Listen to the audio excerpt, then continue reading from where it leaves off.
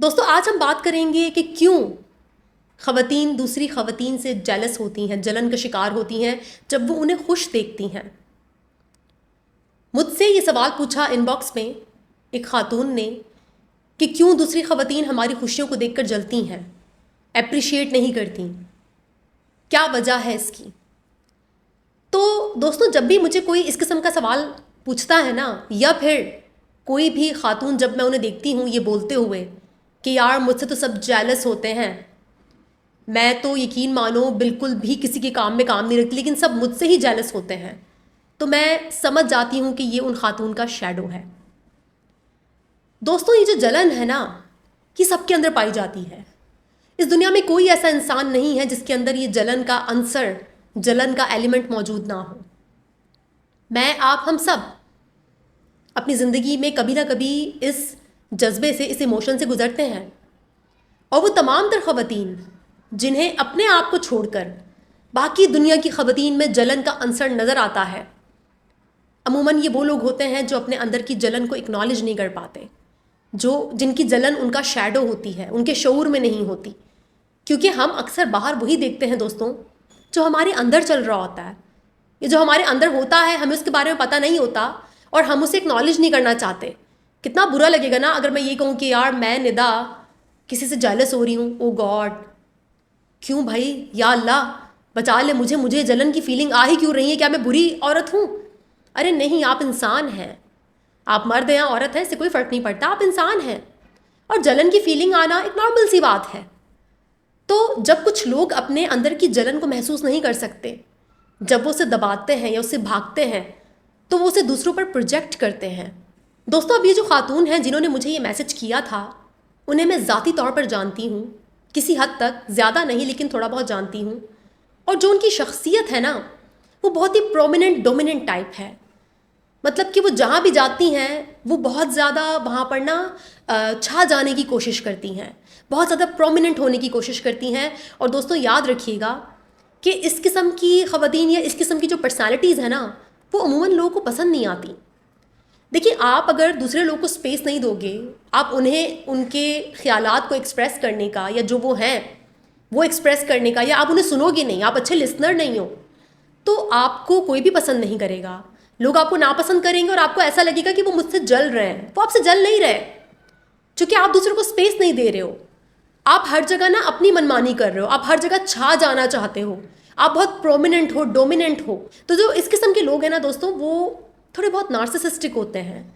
उन्हें दूसरों के इमोशंस की, या जो दूसरे क्या महसूस कर रहे हैं, या उनको किस तरह से हमें थोड़ा सा जगह देनी चाहिए, स्पेस देनी चाहिए अपने आप को एक्सप्रेस करने की। तो इस किस्म के लोग ना इस चीज़ से आरी होते हैं, उन्हें नहीं पता होता। और इसका ये मतलब नहीं है कि वो बहुत कोई एविल और डेविल किस्म के लोग हैं, शैतान सिफ्त लोग हैं। नहीं, उन्हें इल्म नहीं होता इस बात का कि वो अनअवेयर हैं। उन्हें अपने अंदर की जेलसी का पता नहीं, और उन्हें इस बात का पता नहीं कि वो ना बाउंड्रीज नहीं ड्रॉ कर पा रहे। वो डोमिनेंट और प्रोमिनेंट हो रहे हैं, जो उनकी पर्सनैलिटी को बहुत ही फीका बना रही है, जो कशिश है वो ख़त्म हो रही है उनकी। तो ये छोटी सी बात समझना कभी कभार बहुत ज़रूरी होता है। और मेरी एक बात याद रखिएगा दोस्तों, कि जो इंसान खुश होता है ना अपनी लाइफ में, उसको ना बहुत ज़्यादा डोमिनेंट होने की या दूसरों को बताने की कि देखो मुझे, देखो मेरा घर, देखो मेरा शौहर, देखो मेरे बच्चे, देखो मुझे, देखो मेरे कपड़े, देखो, उस इंसान को ये सब करने की ज़रूरत नहीं पड़ती। जो इंसान अपनी लाइफ में खुश है वो कभी भी दूसरों की अटेंशन हासिल करने के लिए इन सब चीज़ों का सहारा नहीं लेगा। और ये साइकोलॉजिकल फैक्ट है, ये एक नफ्सियाती सच है। अगर आपकी नफ्सियात में ग्राउंडेडनेस है, आप ग्राउंडेड हैं, आप एक हम्बल, एक आजिज़ इंसान हैं, आप एक कॉन्फिडेंट इंसान हैं, तो आपको ना इस तरह से दिखा दिखा कर दूसरों की वैलिडेशन हासिल करने की ज़रूरत नहीं पड़ती। और अमूमन हम अपनी लो सेल्फ इस्टीम, या जो हमारे वो जज्बात जिनको हम महसूस नहीं करना चाहते, जैसे कि हसद, जलन, गुस्सा, नफ़रत, ये वो चीज़ें हैं, ये वो जज्बात हैं जिनको महसूस करना हमारी सोसाइटी में अच्छा नहीं समझा जाता ना। तौबा तौबा, अस्तगफिरुल्लाह, देखो कितनी जल कुकड़ी है ये, कितनी जेलस औरत है ये। तो जब इस किस्म के अलकाबात से नवाजा जाता है तो फिर हमें ऐसा लगता है कि शायद जलन को महसूस करना गलत है। जलन को जो इंसान महसूस नहीं करेगा ना, तो वो उसकी आग में जलेगा खुद भी और दूसरों को भी जलाता रहेगा। और जो इंसान इसे महसूस करेगा, एक्नॉलेज करेगा कि हाँ यार ये मेरे अंदर है, ये मेरे अंदर इशू है, ये मेरा ब्लाइंड स्पॉट है, तभी मुझे पूरी दुनिया की औरतों में जलन नज़र आ रही है सिवाय अपने। मुझे पूरी दुनिया में नार्सिसिस्ट नज़र आ रहे हैं, लेकिन जब मैं शीशे में खड़ी होती हूँ और सामने जो मेरे नार्सिसिस्ट है शीशे में, वो मुझे नज़र नहीं आ रहा।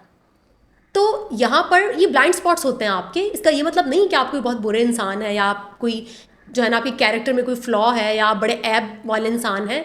नहीं, ये आपके ब्लाइंड स्पॉट्स हैं। आप अवेयर नहीं, आपको आगाही नहीं है। तो अगर आपको ऐसा लगता है कि दुनिया में जो औरतें हैं वो जलन और हसद में हैं, या कोई भी इमोशन आप दूसरों पर प्रोजेक्ट कर रहे हो अपना, तो गौर करो उससे। अपने पास्ट में जाओ, विजिट करो कि आपके घर में कैसा इन्वायरमेंट था, कौन से इमोशंस पर आपकी अम्मी बहुत ज़्यादा ताने या तंज देती थी। क्या आपकी वालदा हर टाइम ये बोलती थी, देखो लोग हमसे कितना जलते हैं, हम तो किसी से नहीं जलते, हम तो ऐसे हैं, हम तो वैसे हैं।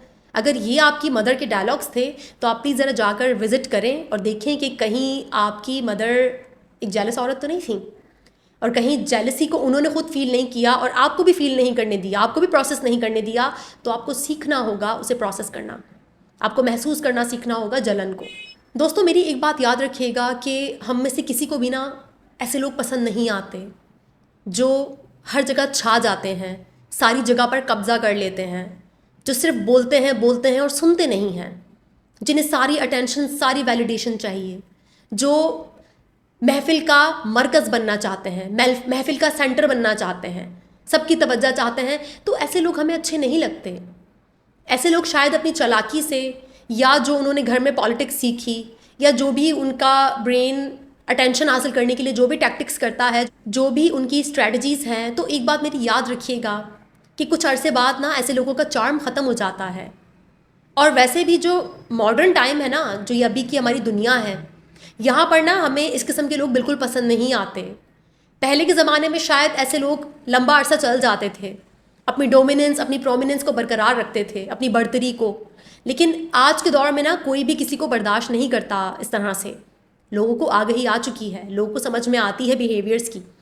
तो मैंने अपनी लाइफ में, ठीक है, बहुत से ऐसे लोगों को जो बहुत अरसा महफिल की जान बने रहे, जिन्होंने बहुत वैलिडेशन हासिल की, हर जगह उन्हीं का नाम होता था और उन्हें बहुत आदत हो गई उस अटेंशन को हासिल करने की। और जब लाइफ में एक फेज़ आता है कि लोग समझ जाते हैं कि आप सिर्फ अटेंशन सीकर हैं, आप एक टॉक्सिक पर्सन हैं, आप नार्सिसिस्टिक हैं, या फिर आप उनकी लाइफ में ना कोई वैल्यू ऐड नहीं कर रहे हो, आपका नार्सिसिज्म उनकी ज़िंदगी को असरअंदाज कर रहा है, आप नेगेटिव इंसान हो, तो आपसे ना लोग आहिस्ता आहिस्ता दूर चले जाते हैं।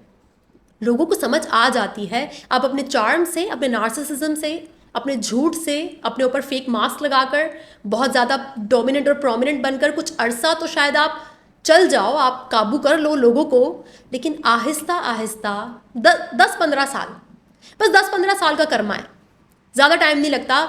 मेरी अपनी ऑब्जर्वेशन के मुताबिक 10-15 साल काफ़ी होते हैं आपको आपकी हकीकत, आपकी रियलिटी में लेकर जाने के लिए। ज़्यादा से ज़्यादा 20 साल लगा लो।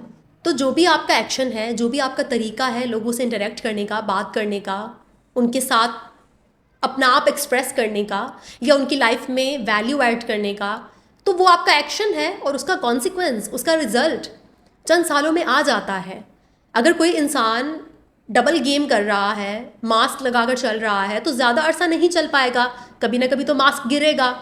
इसलिए जो भी बहुत ज़्यादा डोमिनेंट, बहुत ज़्यादा अपने आप को प्रोमिनेंट बनाने वाले जो लोग हैं, या जिन्हें दूसरों के इमोशंस की परवाह नहीं है, दूसरों के एहसासात को वो महसूस नहीं कर सकते, समझ नहीं सकते, या जिन्हें हर वक्त अटेंशन चाहिए, मुझसे बात करो, मुझे देखो, मेरी सुनो, मैं अक्ले कुल हूँ, तो ऐसे लोग ना ज़्यादा अरसा चल नहीं पाते, उनका अट्रैक्शन वक्त के साथ साथ ख़त्म हो जाता है। आप चाहे कुछ भी बोल लें, पूरी दुनिया चाहे नार्सिसिज्म का गढ़ बन जाए, लेकिन इंसानों को हमेशा ग्राउंडेड, विजडम वाले, हम्बल, कॉन्फिडेंट, बाउंड्रीज बनाने वाले और इंटेलिजेंट लोग ही पसंद आते हैं। इस दुनिया में 80% शायद अनअवेयर लोग होंगे, ऐसे ही लोग होंगे जिन्हें लगता है कि दुनिया उनसे जेलस होती है, लोग उनसे जेलस होते हैं। लेकिन जो 20% है ना, जो हम्बल हैं, एम्पैथेटिक हैं, ग्राउंडेड हैं, अपनी बाउंड्रीज बनाते हैं, जो रियलिटी को समझते हैं, जो दूसरों को भी मौका देते हैं बोलने का और ख़ुद भी बोलते हैं और दूसरों की सुनते भी हैं, तो ये जो 20% लोग हैं ना, ये हमेशा पसंद किए जाएंगे। ये हमेशा आइडियल रहेंगे, ये हमेशा सुरखरू रहेंगे लॉन्ग टर्म में। शॉर्ट टर्म में शायद वो प्रोमिनेंट डोमिनेंट और बहुत ज़्यादा फेकनेस वाली लड़की चल जाए, शॉर्ट टर्म में उसको कामयाबी मिल सकती है, लेकिन लॉन्ग टर्म में वो नहीं चल पाएगी। मैंने कहा ना 10-15 साल कर्मा सामने, लेकिन लॉन्ग टर्म में वही लड़की चल सकती है जो लॉन्ग टर्म वैल्यूज़ का चुनाव करती है, ग्राउंडेड, बाउंड्रीज बनाने वाली, दूसरों की लाइफ में वैल्यू ऐड करने वाली लड़की। किसी को इंटरेस्ट नहीं है आपके कपड़े, आपके शौहर को देखने से, या आपका घर, या आप कहाँ ट्रैवल कर रही हैं, या आप कितनी खूबसूरत हैं, किसी को भी इस चीज़ से इंटरेस्ट नहीं है।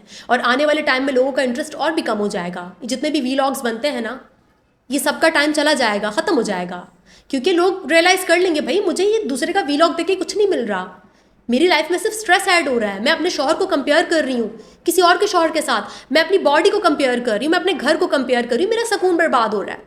तो ये जो वीलॉग्स हैं यूजलेस किस्म के, इसका टाइम ख़त्म हो जाएगा, लोग नहीं देखेंगे, क्योंकि इससे आपकी लाइफ में सिर्फ स्ट्रेस ऐड हो रहा है और कुछ नहीं हो रहा। और वैसे भी ऐसे वीलॉग्स जहाँ पर लोग अपनी लाइफ को ज़्यादा बढ़ा चढ़ा कर बताते हैं, उन्हें सिर्फ वही लोग देखते हैं जो इमोशनली बहुत डिस्टर्ब हैं, जिनकी लाइफ बहुत बिखरी पड़ी है, तो वो उन्हें देख कर ना इमोशनल फीलिंग लेते हैं। जैसे आप कोई फिल्म देखते हो, आप उसे एंटरटेनमेंट लेते हो, अगर आप ड्रिंक करते हो तो उससे आप थोड़ा सा सुकून लेते हो, स्मोकिंग से सुकून मिलता है, वैसे ही दूसरों की पर्सनल लाइफ को देखकर, उनके रिलेशनशिप्स को देखकर आपको ना एक इमोशनल आपकी सेटिस्फैक्शन होती है, लेकिन वो सेटिस्फैक्शन हेल्दी वे में नहीं है, वो बहुत ज़्यादा टॉक्सिक वे में है। जैसे अल्कोहल भी तो आपको सुकून ही दे रहा है ना, अगर आप शराब पीते हो, अल्कोहल पीते हो, तो वो क्या कर रहा है, वो आपको सुकून दे रहा है, लेकिन क्या वो सुकून दुरुस्त है आपकी बॉडी के लिए, आपकी हेल्थ के लिए? सिगरेट भी सुकून देता है, तो क्या वो सुकून सही है आपके लिए? नहीं है आपके लिए सही। तो ऐसे ही दूसरे लोगों की लाइफ को देखना और उनके इमोशंस को देखना, उनके रिलेशनशिप को देखना और वहाँ से एक फील हासिल करना, ये ऐसा है जैसे सिगरेट पीना, ये ऐसा है जैसे अल्कोहल पीना, पॉर्न देखना। क्योंकि किसी और की लाइफ को देखकर जो आप अच्छा फील कर रहे हो, आपकी अपनी लाइफ में थोड़ी ना अच्छा हो रहा है यार, आपकी लाइफ तो झंड है, आपकी लाइफ तो बेकार है। तो आपको अपने लाइफ पर फोकस करना है, आपको एक ग्राउंडेड, समझदार, बाउंड्रीज बनाने वाली, दूसरों की लाइफ में वैल्यू ऐड करने वाली औरत बनना है। और ऐसी औरत को ना सब पसंद करते हैं, प्रोमिनेंट, डोमिनेंट, नार्सिसिस्टिक या पीपल प्लीजर, दूसरों की वैलिडेशन के लिए रोने वाली, इमोशनली डिपेंडेंट, इमोशनल वेम्पायर, इस किस्म की ख़वातीन को कोई पसंद नहीं करता, इनमें कोई अट्रैक्शन नहीं होती। तो इसलिए अपने ऊपर गौर करें कि अगर आपको ऐसा लगता है कि दुनिया जहाँ की ख़वातीन आपसे जेलस हो रही हैं, तो कहीं ये इमोशन आपके अंदर तो नहीं है। और इस इमोशन को बिना किसी शेम के, बिना अपने आप को जज किए फील करें और उसे प्रोसेस करें और अपने इंसान होने का हक खुद को दें। आप नाउज़ुबिल्लाह खुदा नहीं है कि आप जेलस नहीं होंगे, आप इंसान हैं, ख़ुद को इंसान समझें और अपने आप को, अपने सारे इमोशंस चाहे वो जैसे भी हैं, जितने भी नेगेटिव क्यों ना हो, उन्हें फील करने, उन्हें एक्नॉलेज करने का मौका दें।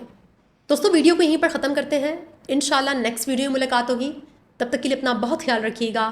Thank you so much.